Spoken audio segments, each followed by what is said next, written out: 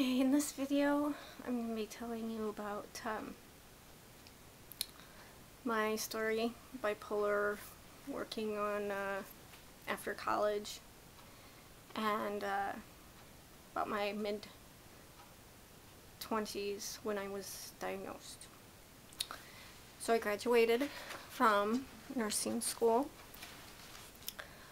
amazingly. I did really well. I managed to do really well in the midst of a lot of chaos going on in my brain.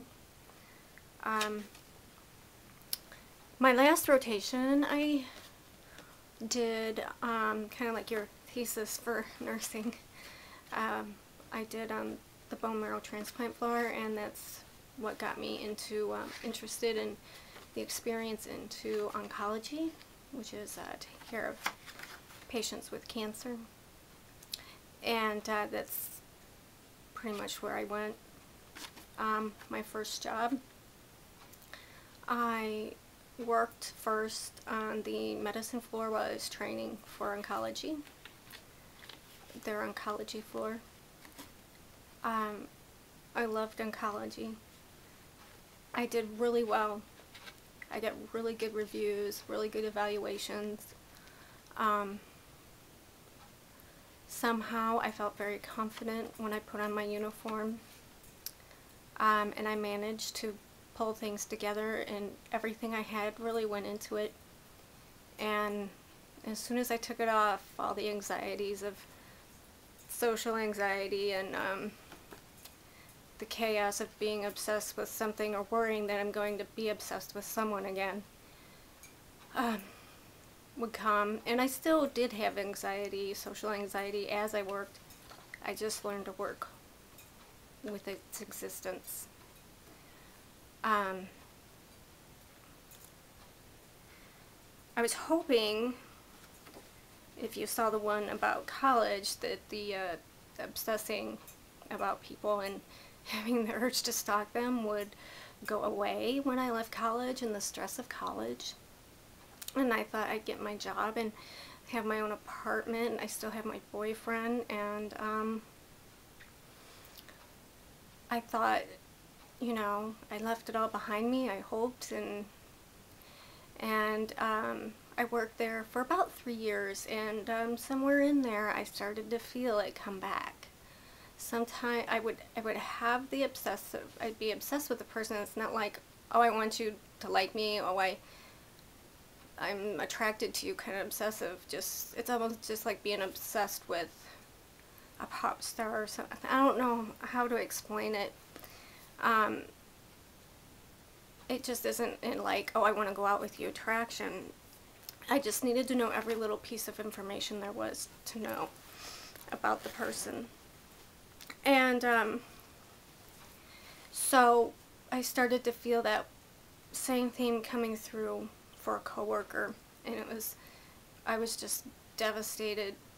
I would have the obsessive thoughts and then have the compulsion to look up their phone number or where they lived on a map, and then go by their house or call their number, and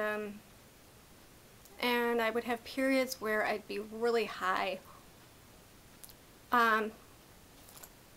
Along with it were the violent sexual thoughts that I was not in them. Oh, everybody asked me that. I was not in them. And then I would have these periods where I was just felt guilty and ashamed and depressed and disgusting. And as I felt this coming on, I just knew, I understood that there was something wrong with anxiety. I didn't know bipolar or anything else, but I did know that there was something wrong, and that I was having high levels of anxiety associated with trying not to follow through on the compulsions. So I did go to a psychiatrist and explain I do have a history of depression. I'm having these sexually violent thoughts about people. I'm not in the thoughts. And then I feel the compulsion to do these things, and I want it to go away. And I try so hard, but it's the harder I resisted, the more I thought, do it, do it, do it. And, oh, it was terrible. And this doctor treated it, the anxiety and the other issue, as more of a like an OCD kind of thing. And so he gave me first Prozac, but I had some really bad side effects with jitteriness and heartburn. And so we went to Zoloft, and the Zoloft helped the social anxiety. It sure did. But it intensified and made worse the thoughts and the compulsions and the severity.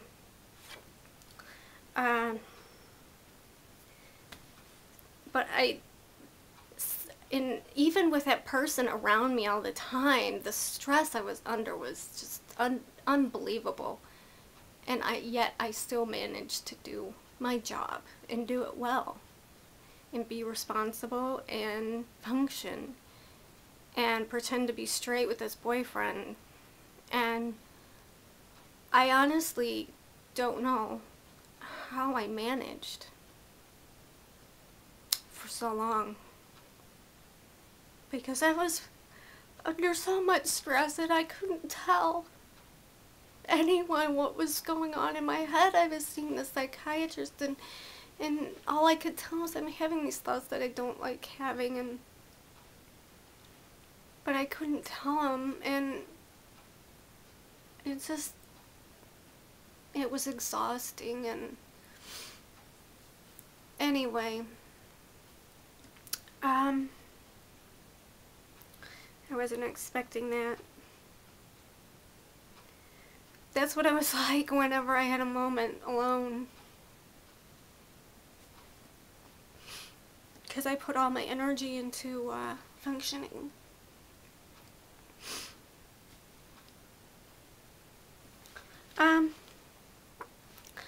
The process of the obsessing and compulsion to act on the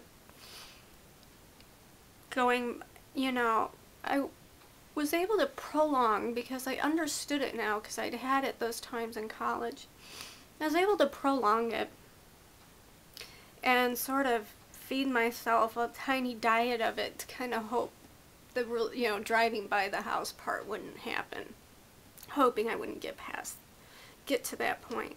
And it was all interrupted, thankfully, when my boyfriend decided that our long distance relationship was just, driving back and forth. We lived across state.